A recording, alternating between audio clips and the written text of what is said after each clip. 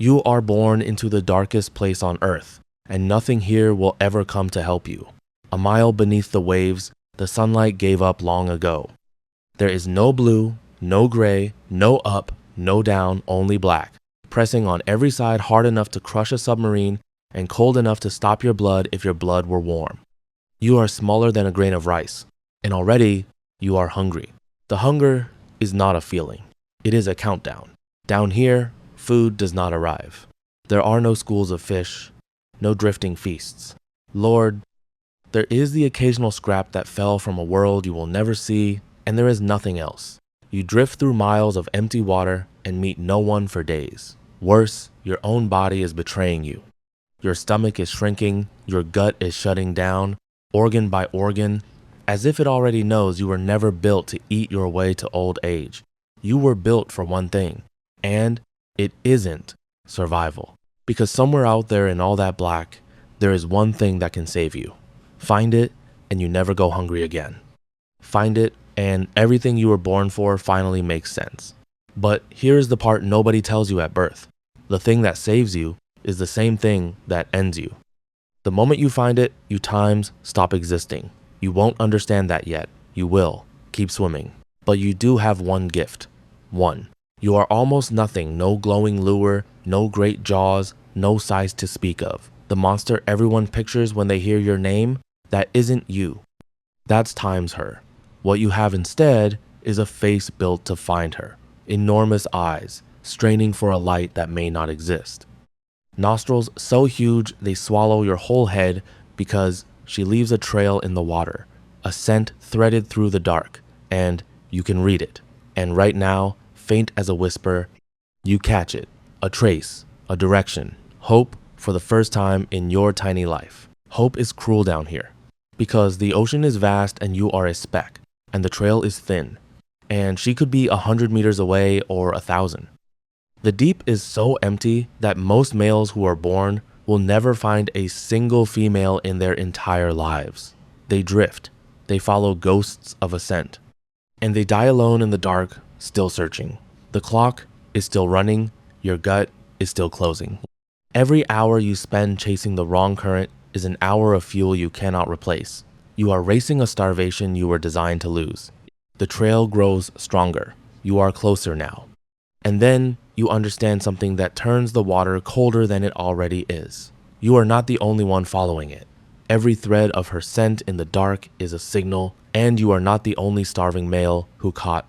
Somewhere beside you in the black, others are swimming the same desperate line toward the same female. Brothers you will never see, racing you toward a finish none of you understand. Because she does not choose just one. She can take several. Females have been found with as many as 8 males fused to their bodies, 8 little hopefuls who all won, all latched on, all gave up everything for the same prize. So it isn't only a search anymore, it's a race. And losing it doesn't mean you get to live. It means you die out here alone, still chasing a scent that something else reached first. And you are not the only thing moving in the dark. The abyss has its own hunters' mouths that open wider than their own bodies, teeth like glass, things that wait motionless for anything foolish enough to swim in a straight line. You are a slow, exhausted, bite-sized snack with your nose buried in a scent trail and no idea what's beside you. One wrong drift. One shape in the black that wasn't there a second ago. Most of your brothers don't end their story fused to anyone.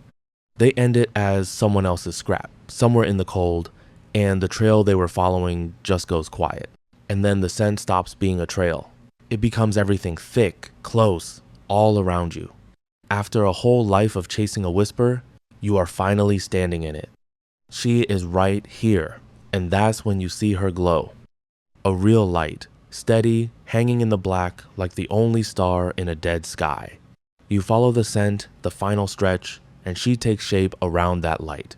Enormous beside you, dozens of times your size, a great dark body with that single luminous lure swaying over a mouthful of teeth. Terrifying, beautiful, the only other living thing for miles. This is it. This is the moment your whole impossible life was for. Every empty day, every missed scrap, every rival you outran in the dark, all of it was the road to her. You made it. Against everything, you found her. And you got there first. This is your triumph. So you do the only thing you were ever built to do. You bite in, and you do not let go. Then something begins to happen that you cannot stop. Where your mouth meets her, both of you start to come undone. Your lips dissolve into her skin, your bloodstream reaches for hers and finds it. You stop being a fish beside her and start becoming a part of her. And here's the part that should be impossible. In almost any other animal, her body would fight you. Foreign flesh fusing into hers should set off an immune system that attacks and destroys it, the same way a human body rejects a transplanted organ. But it doesn't.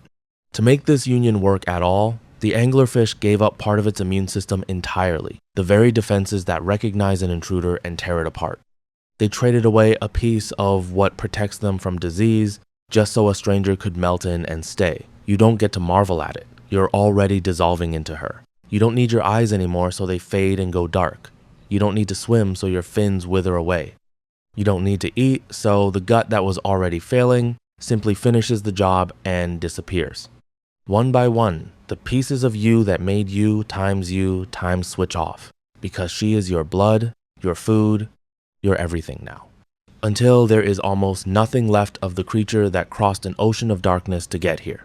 Just a small lump fused to her side, kept alive, kept ready a sack of what you were, hanging off the body of the only thing you ever found. You got everything you were born to want, it cost you yourself, and you won't be the only one. She can carry more than one of you, several little fused lumps along her body, each one a male who won, each one a story exactly like yours that ended the same way. To her, you are not a partner. You are a permanent attachment, an organ she happens to have collected. You will never swim again. You will never see again. You will never again be a single creature with a life of your own. You will hang there in the dark, doing the one job that's left for as long as she lives. And she can live for years. Years of you hanging in the black, blind, fused, silent, woken only when her body needs you. Releasing what she came to collect, then going still again. Biologists even have a name for what you've become. Not a mate, a sexual parasite. You are the most successful failure in the ocean. You completed your one mission perfectly, and the reward was to be erased. That is the prize. That is what waited for you at the end of the hardest search in the animal kingdom. You were born in the dark, hunted in the dark, starving in the dark, and the happy ending was to disappear into someone else forever. So no, it does not suck a little to be born an anglerfish. It sucks all the way down. But the anglerfish only has to disappear once. There's a creature out there so fragile it has to die a little every single night and drag itself back to life every morning just to make it to sunrise. You think the dark was bleak? Go see what it's like to be born as a hummingbird. It's on your screen right now.